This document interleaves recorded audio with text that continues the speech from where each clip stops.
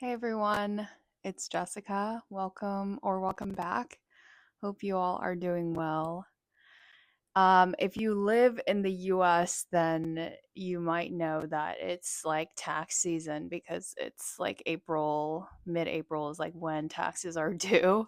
And I was thinking about this in relation to how when you become an adult, and especially like if you went to college and then you finish college and then you get a job and all of that. Like there is no true instruction manual for becoming an adult. Like you just in a lot of cases like you just graduate college and then you like get a job and then you enter the workforce and then it's like what are you supposed to do with your life? Like there is no instruction manual for what to do and like how to go about it.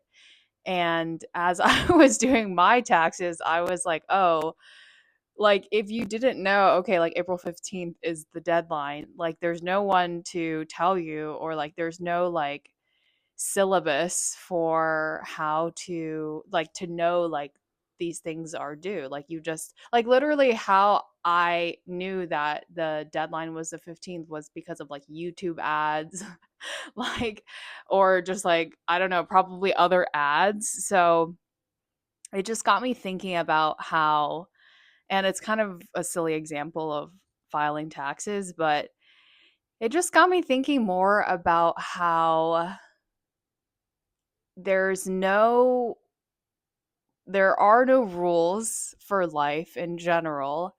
And like I think one of the most important things to remember is that you must take responsibility for your own life.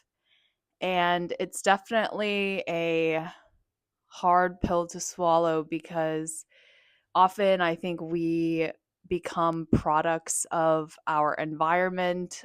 We become products of the expectations that others have put on us that we've also absorbed.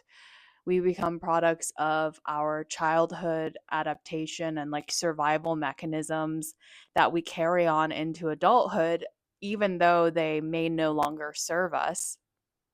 And I think without the conscious realization of all of these things, we tend to continue habits and patterns that don't really work for us anymore as adults or aren't leading us to the best place that we could be in.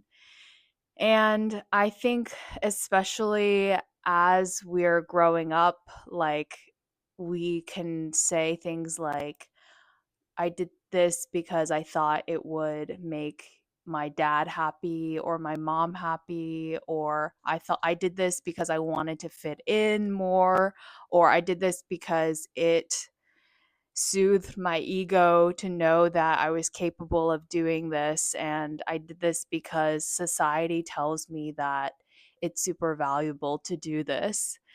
When I think in reality, one of the most powerful things we can do is to really assess like what's important to us, and it takes a death of ego to an extent to really think about like these are all the things that society has told me to care about, that my parents have told me to care about, that my peers have told me to care about.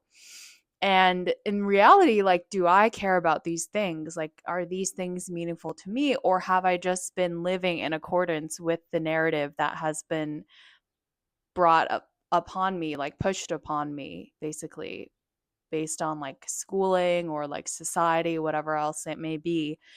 And just like really questioning like the things that we are chasing after in life, because I think especially as my parents get older, they approach like the last third of their life basically.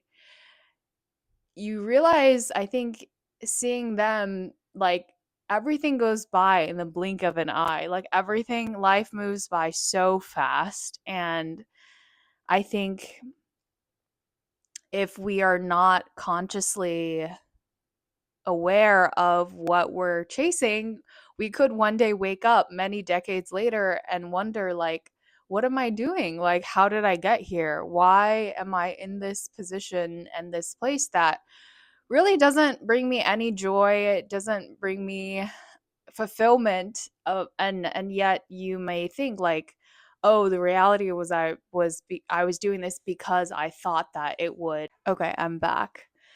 I was saying that we may be doing things because we think that it would please like someone else. And so then we find ourselves wondering like why we're doing all of these things when it seems to be in an effort to assuage or like please someone else. And this becomes very tricky because then, even if we're not conscious of it, we may develop resentment because we realize part of us realizes we're not living for ourselves.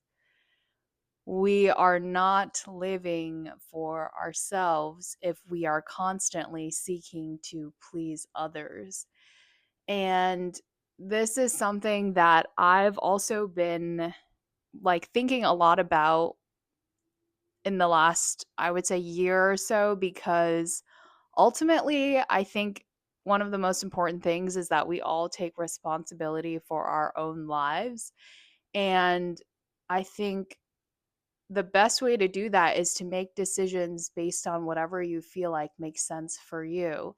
And it doesn't mean that by doing that, we are not able to be considerate of the feelings of others, but rather, I think when we're able to take care of ourselves, which includes making decisions that make sense for us with our health and well being taken into account, we naturally are able to take care of others and be there for others when we are first helping ourselves and making sure that we're in a good place. So I think the main takeaway is really like take responsibility for your own life, because at the end of the day, you're the one living your life. You're the one that has to live with all of the consequences of your actions, whether those are good consequences or bad ones. It's really like at the end of the day, your life. And so I think the best thing that all of us can do is to make choices that make sense for us and that we can like stand behind. And I think by doing so, we're taking care of ourselves, which then helps us to take care of others.